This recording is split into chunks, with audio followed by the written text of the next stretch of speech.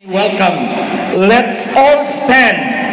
Attorney Alexis Salvacion Quina for his inspirational message.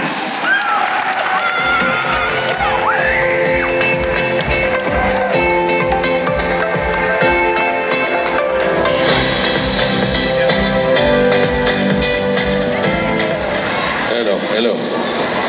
Lingkod na mo, balingkod na mo. Mura kita sa engkanto.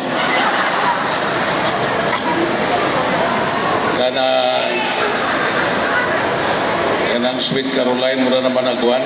Municipal anthem karon.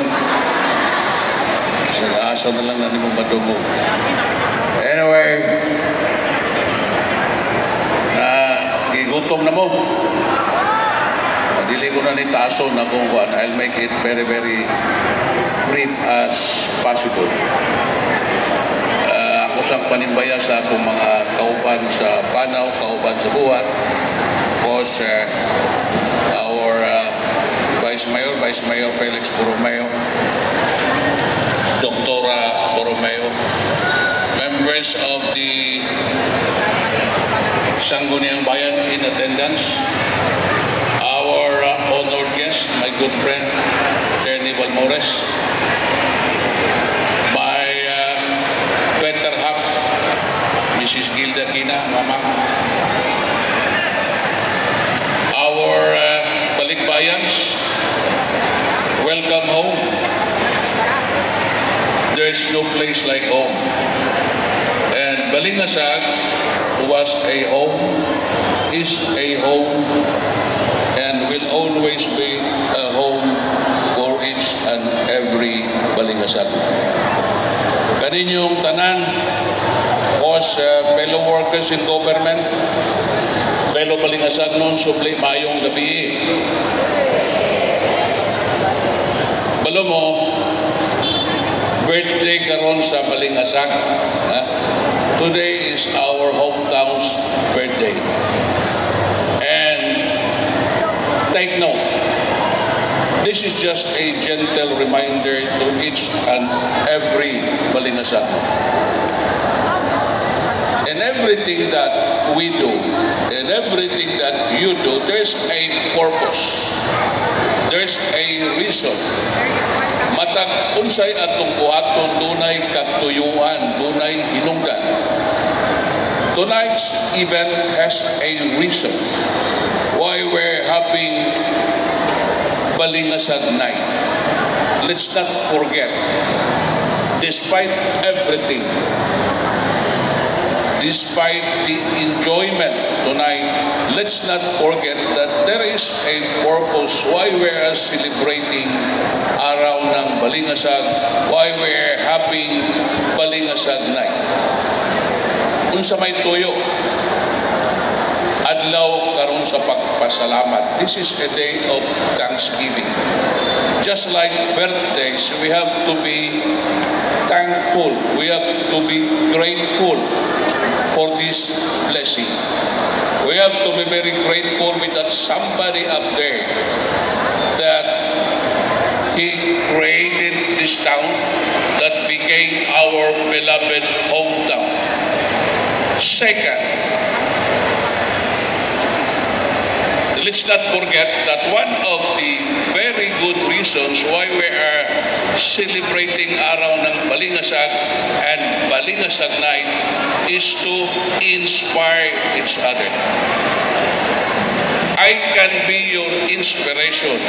You are my inspiration. And what's the direction? I have been saying this many times. We are reminded that we have only one hometown, Balingasag. And we are duty bound to do our share, to do our part, to make Balingasag a better place. And we can only make Balingasag a better place if we are united. Kung magkayusa kita kanunay. Just lately, because of the election, we are polarized. We are divided. magagasiak-siak kita. That is what election is all about. Mao kana ang dili maayo sa piliay, magagasiak-siak ang katawhan. Apan kay humanaman, magahangyo ako, dili lang kay inyong mayor. I'm begging on bended knees for us to be united. Not as your mayor, but just like you. Ay balingasagnon, whose only wish and dream that someday we could have a better, progressive, happy, and if I may add, a dignified and decent balingasag. But despite all the heated issues during election,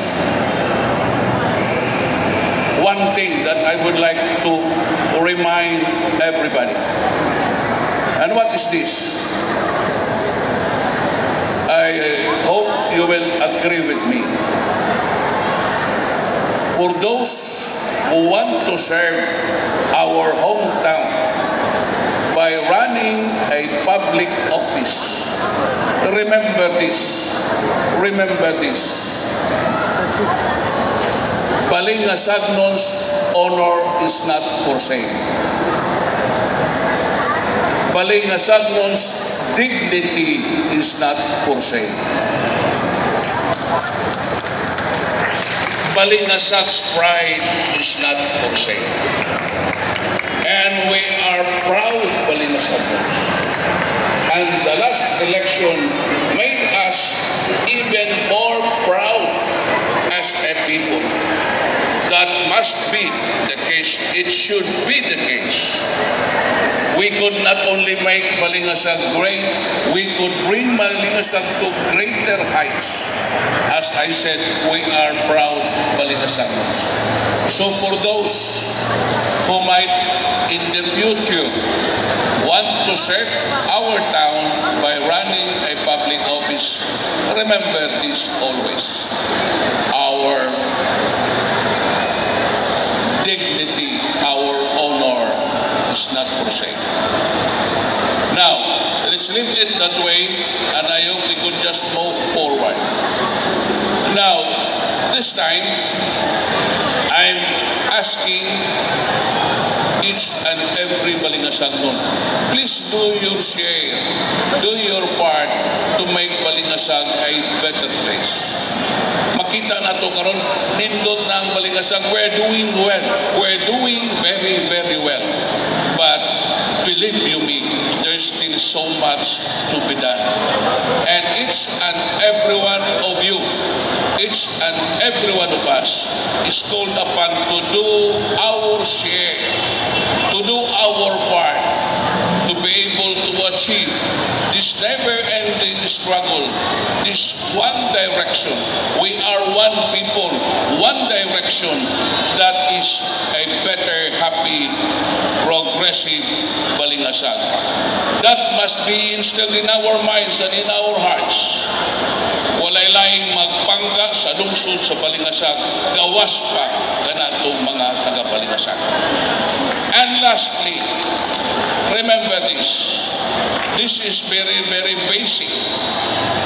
It's the core of our existence.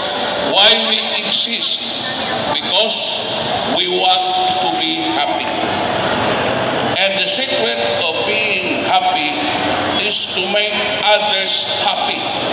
You could only experience real happiness if you make others happy. That is why in our case, with our fellow officials here, we just want you to be happy. That is why we are doing everything to make each and every Balingasagnon happy. And I hope it's the same way. It's a two-way traffic. We will do our part, you do your part. And believe you me, I have no doubt, I have no qualms about it, that at the end of the day, we could achieve this never-ending quest for a better Balingasag. Magahangyo ako kinasingkasing. Mao kana ang tuyo nga nung sa ulog kitang araw ng Balingasag. It's our hometown's birthday. Ug tungod kay iya mang adlaw nga natawhan atong katungdanan ang pagbuhat sa tanan. Ihikling ang atong mga personal nga katuyuan tungod ug alang sa atong pinanggang lungsod. Kaninyong tanan, salamat kayo. Apan wala pa mahuman ang buluhaton, mas daghan pa o naghangyo ako. Naghangyo ako na dili tungod nako, dili tungod namo, tungod ug alang sa atong lungsod. Let's try to move forward. One people with one direction for a better, happy, progressive Balingasag. To our fellow workers in government, to our elected public officials, I challenge each and every one of you, and I even challenge myself, let's not fail our people. Let's not fail our people. That's our solemn promise, and we are required to do, to perform all for the love of our beloved hometown. And as I have been saying many, many times, we are doing this not for anybody. We are doing this for our beloved hometown, for the next generation. This will be our legacy at the end of the day. Atong kapilan o maanindot, matahom, malambuon nga lungsod ang atong umalabot ng mga kaliwatan.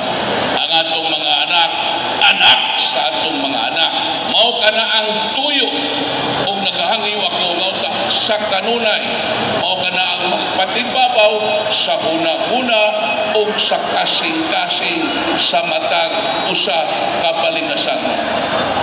Maybe next year, we will be celebrating another birthday of our hometown, and I am looking forward. I am looking forward for many, many good things that we could offer, that we could give to our people. By doing so, I can be your inspiration, and you are our inspiration. Daghang kayong salamat ug subli maayong gabi kaninyo. Thank you so